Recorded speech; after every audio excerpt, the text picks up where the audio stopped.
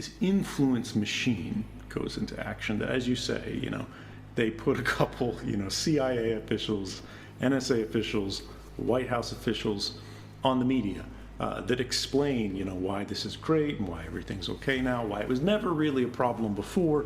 But anyway, just because we're so wonderful, we've changed the laws to make your life better. And a lot of people in media, they repeat this. They write the quote. They say such and such said this. And then it gets put out through political sort of partisan channels and reporting. It goes through the more like press wire service reporting, where they try not to take a position and they just say such and such said this, such and such said that. And then people begin to take these statements that were reported as facts that were reported. And then it goes into, the Facebook, Twitter stream where everybody's in open combat all the time and they're just repeating things and distorting things to make it more of sort of a reality. And then we get to this world that we have today, we see so clearly now, that wasn't so clear then, where people are pushing positions using quotes and reporting and misreporting to try to create facts or create a reality that's not true, but it is popular. And we look at things like YouTube and Facebook that decide, what to show you next in this feed that agrees with what you already think and, reinforce these structures and realities. And eventually what we have is this influence machine. And I very much think this is responsible actually for climate inaction in a real way. Because when you look at the science, a lot of people understand what's happening to the world, what's happening to the way things are changing. But again, we run into this system where a lot of people care about it, but they don't feel that anything can be done about it. And it's interesting because I think a majority of the media is actually backing things like climate reform. But there are factions within the media, certain verticals like silos, almost like generals for the troops of their population, that are giving them the quotes and the facts and the misreporting to say why you don't need to worry about it or why it's not reliable. And these influence machines, it's not just about climate.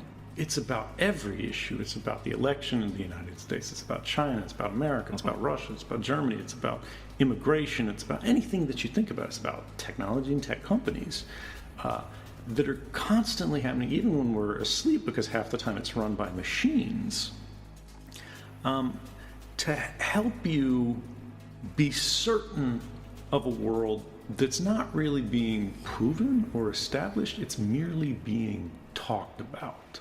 It's very popular to tell a story that everyone is so free, everything is so free. But the reality is we have a great freedom of expression in a very small space. You could do anything you want between this line and this line. But if you go beyond that, if you talk about something outside of that, if you say something that's a little bit unusual, now all of the constraints appear. Those could be, again, state constraints with the law and its punishments. Those could be popular constraints from the community and its opinion, which nowadays it's, we've all seen the sort of mob crowd effects come over on the internet, where disfavored opinions, even well-thought, well-grounded, well-argued opinions that contradict what is popular, become attacked. And I think even journalists are very well aware of this. This is sort of sweeping the media landscape today. And then this comes down to this bottom issue that I think when you talk about freedom, you get back to. What does freedom mean when people are so comfortable that they don't want to do anything exceptional, that they don't want to do anything unusual, that they don't want to do anything unpopular? The only thing they want to do is what everyone else is doing, because it's great. They're in their nice couch, even in a cheap apartment, even if they're not doing well economically, there's so much entertainment that they can get by. They can ignore their problems, their family's problems, the world's problems, uh, and other people who are paid to think about these problems, corporations and governments, they take advantage of this vacuum where everybody else is kind of relaxing through the times. Sometimes because they're lazy, but I think more charitably because they deal with problems and these unequal times where they have very little and these powerful people have so much that they need an escape. They need a way psychologically to make it to the next day and show up at their work, which could be very difficult, it could be very unrewarding, in order to keep on surviving. How do you think through this challenge of people who are, they maybe have power, but they don't realize they have power, and they have no desire to use their power because they're so traumatized. They're just looking to escape, right? They're not looking for revolution. They're just looking to survive. You know, this is one of the interesting things in my experience with the reporting of 2013 on mass surveillance, is it had such a powerful effect, not just in the United States, but around the world, because it kind of destroyed a myth that everybody believed, you know, some understanding we all thought we had. The idea that the government is listening to everything. In a lot of countries in Russia and China, I think it's popular. In places like the United States, it was seen as like a conspiracy theory, something, you know, your crazy uncle said. Now, we knew the government listened to some people and they had some capabilities. Even in places like Russia and China, I think, you know, they know the government's going after some troublemakers, some people they don't like, even if they're just political activists or students. But they had an understanding, or they thought they had an understanding of the limitations of it.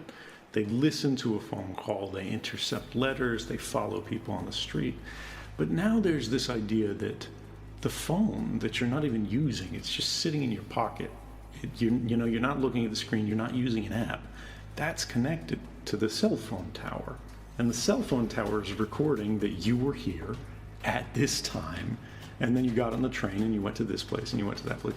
Now there's this massive system of all of these technologies around us that are, even without human intervention, it just happens because of the way the system was built, instantaneously, automatically, always creating perfect records of private lives as best they can. And I think to a lot of people that shattered their understanding of how exposed they were, how vulnerable they were. And a lot of people, you know, they didn't have anything that they were personally afraid the police would come after them. But now they understand somebody knows this. You know, even if it's just the Facebook trying to sell you shoes. And I think there's an interesting dynamic between this technology that's making life so difficult for all of us. It's making us naked in so many ways to power, to those who hold power.